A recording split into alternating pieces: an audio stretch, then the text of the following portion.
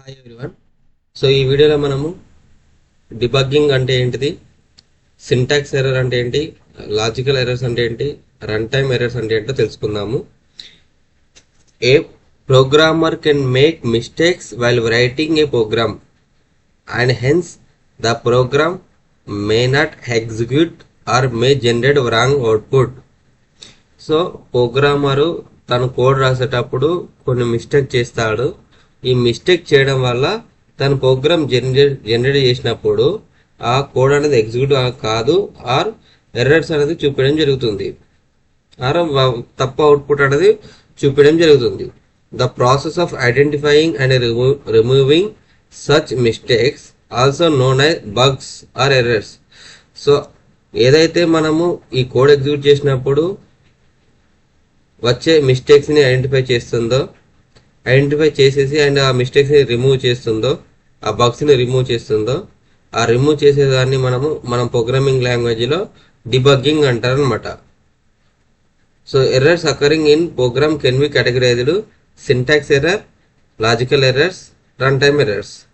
So ఈ వచ్చే ఎర్రర్స్ని మనము 3 భాగాలుగా విభజించడం జరిగింది పైథాన్ దాంట్లో. సో ఒకటి సింటాక్స్ ఎర్రర్ అని, 2 లాజికల్ ఎర్రర్స్ అని, అండ్ 3 రన్ టైమ్ ఎర్రర్స్ అని అంటాము.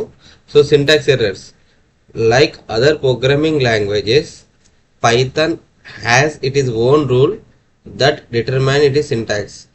The interpreter interprets the statement only if it is syntactically as per the rule of Python correct. If any syntax error is present, the interpreter shows error message and stop the execution there. For example, parentheses must be in a pair, so the expression 10 plus 12 is syntactically correct, whereas 7 plus 22 is not due to absence of right parentheses. Such errors need to be removed before the execution of the program. So syntax error ఏంటి అంటే, so పైథాన్కి సంబంధించింది కొన్ని rules ఉన్నాయన్నమాట.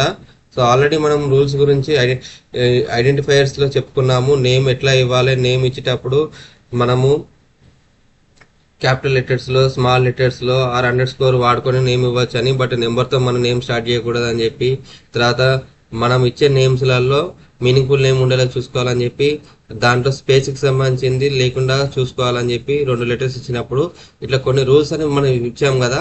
So అట్లా సింటాక్టికల్గా rules కూడా ఉంటాయి అనమాట programme రాసేటప్పుడు. ఆ రూల్స్ ప్రకారం మన ప్రోగ్రామ్ రాస్తే పైథాన్కి సంబంధించిన ఇంటర్ప్రిటర్ కరెక్ట్గా ఎగ్జిక్యూట్ చేస్తుంది. అలా కాకుండా మనము రూల్స్ ఏమైనా ఫాలో కాకపోతే ఎర్రర్స్ వస్తుంది అనమాట. ఇక్కడ ఎగ్జాంపుల్ ఏంది, పారాథిసిస్ లో మనం ఒకవేళ స్టేట్మెంట్ ఇవ్వాలి అంటే లెఫ్ట్ పారాథిసిస్ అండ్ రైట్ పారాథిసిస్ మధ్యలో మనం స్టేట్మెంట్ రాసేసి ఎగ్జిక్యూట్ చేస్తే కరెక్ట్గా ఎగ్జిక్యూట్ అవుతుంది. సో ఇక్కడ మనము సెకండ్ ఎగ్జాంపుల్ ఏంది, సో లెఫ్ట్ పారాథిసిస్ ఇచ్చాము, 10 రాసాము, ప్లస్ రాసాము, 7 రాసాము, బట్ ఇక్కడ రైట్ పారాథిసిస్ ఇవ్వకుండా ఎగ్జిక్యూట్ చేశాను నేను.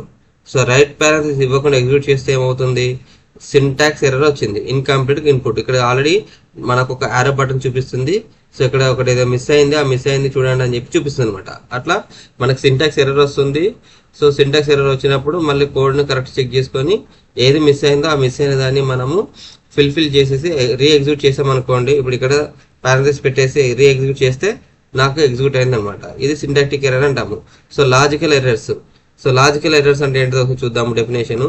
A logical error is a bug in the program that causes it to behave incorrectly. A logical error produces an undesired output but without abrupt termination of the execution of the program. Since the program interprets successfully even when logical errors are present in it, it is sometimes difficult to identify these errors.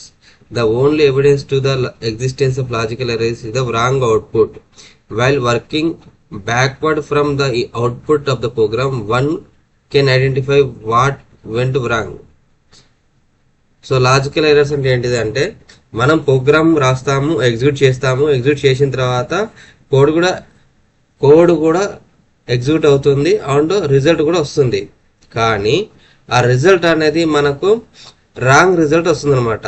So programme అనేది లాజికల్గా error రావడం వల్ల result అనేది output రూపంలో wrong లో చూపిస్తుంది. So అలాంటి errors ని మనం లాజికల్ ఎర్రర్స్ అంటాము. వాటిని ఎలా గుర్తించాలంటే మీ అవుట్పుట్ ఆల్రెడీ మీరు ఏదైతే కోడ్ రాస్తారో కోడ్ రాసేటప్పుడే మీరు ఒక విజువలైజ్ చేసుకోవాల్సి ఉంటుంది అక్కడ ఎంత అవుట్పుట్ వస్తుంది అనేది. సో అవుట్పుట్ అనేది ఒక రాంగ్ గా వచ్చింది అనుకోండి, అక్కడ మీరు అర్థం చేసుకోవాలి సో మీరు ఇచ్చిన కోడ్ లో లాజికల్ ఎర్రర్ ఉంది అని చెప్పి. సో ఇక్కడ చూడండి 10 + 12/2. సో మన వర్షన్లో ఏమనుకుంటున్నాము, so already precedence order of precedency మనకు ఐడియా ఉంది కదా.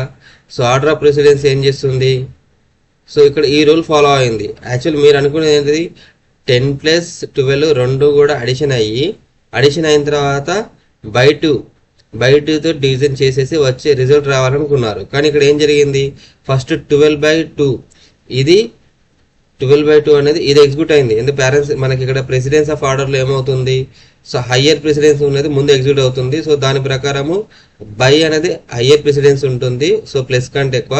సో ఫస్ట్ ఇది ఎగ్జిక్యూట్ అవుతుంది. సో 2/12 అంటే 12/2 అంటే 6 వస్తుంది. 10 + 6 216 అని అవుట్పుట్ చూపించింది. కానీ మీరు అనుకున్నది ఏంటిది, 10 + 12 22/2. సో ఇక్కడ ఈ రెండు కూడా సమ్మేషన్ అయ్యి 22/2 చేసినప్పుడు 11 రావాలని మీరు అనుకున్నారు. కానీ ఇక్కడ వచ్చింది 16 వచ్చింది. సో ఇట్లా మీరు ప్రోగ్రామ్ ఎగ్జిక్యూట్ చేసింది కానీ అవుట్పుట్ అని రాంగ్ వచ్చింది. సో ఇట్లా అవుట్పుట్ రాంగ్ వచ్చినప్పుడు అది లాజికల్ ఎర్రర్ అనుకొని మళ్ళీ మీరు కోడ్ కరెక్ట్గా రీకరెక్ట్ చేసుకొని ఎగ్జిక్యూట్ చేస్తే కరెక్ట్ రిజల్ట్ వస్తుంది అనమాట. Okay, logical error also called semantic errors as they occur when the meaning of the program is not correct.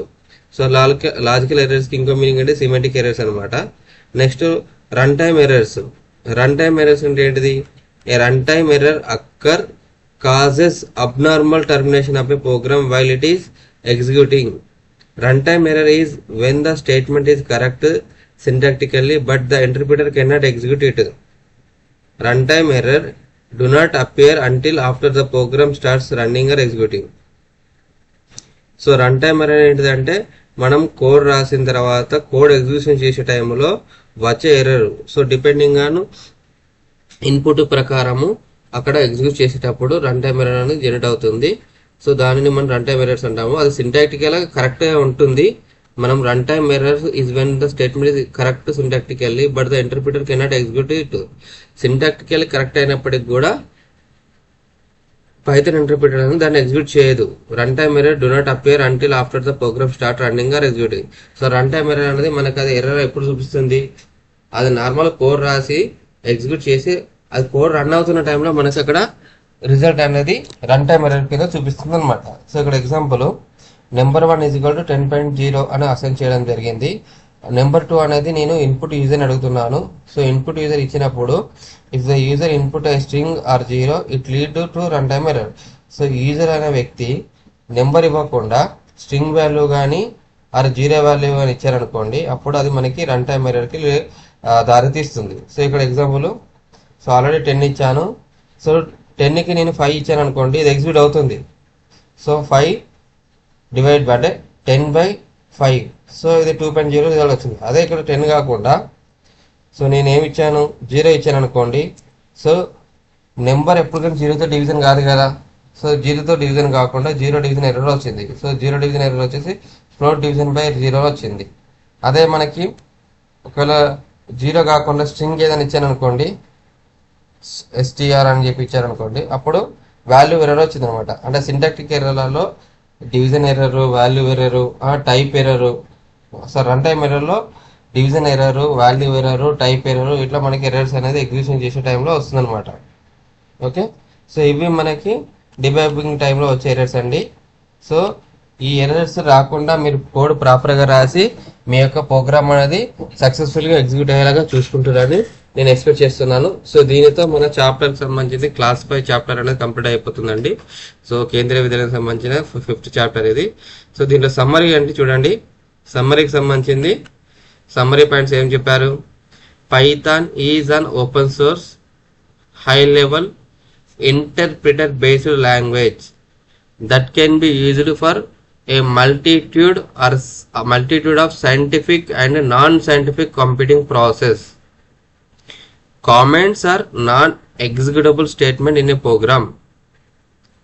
An identifier is a user-defined name given to a variable are a constant in a program. The process of identifying and removing errors from a computer program is called debugging. Trying to use a variable that has not been assigned a value given gives an error. There are several data types in Python: integer, boolean, float, complex, string, list, tuple, set, none, and dictionary. Data type conversion can happen either explicit or implicit.